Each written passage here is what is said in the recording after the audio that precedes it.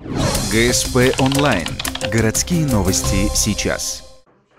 Обычно медиков нещадно критикуют по делу или без. Редкий случай, когда человек решил наоборот публично высказать благодарность, произошел недавно.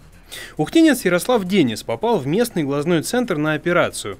Выписался буквально несколько дней назад. Казалось бы, обычная история, но не для этого человека. На силочки плюс 8 и плюс ко всему еще пользовался, чтобы прочитать дополнительную линзой. Сейчас я левым глазом вижу исключительно вообще. Мне даже самому еще привыкнуть не могу. Также сложно привыкнуть, что в центре попробовали и, кажется, более или менее успешно решили одну из главных проблем нашей медицины – невозможность попасть.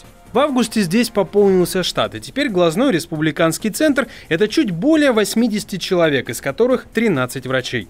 В день в среднем они делают по 5 операций каждый, когда больше, когда меньше, плюс еще осмотры, пациенты и так далее. При этом многие операции непосвященному кажутся чем-то запредельно сложным, а здесь это уже привычно, в каком-то смысле рутина. А впереди, как и всегда, новые вершины.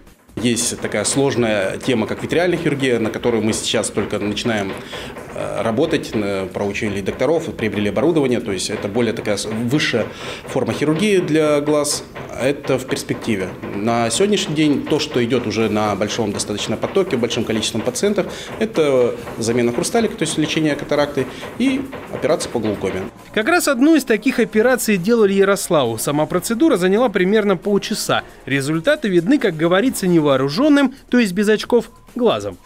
В январе 2018 года мужчина снова поступит на лечение, на этот раз со вторым глазом. Но обычного в таких случаях страха или опасения, а как все пройдет, вроде нет. Благо теперь, как в центре работают, проверил на себе.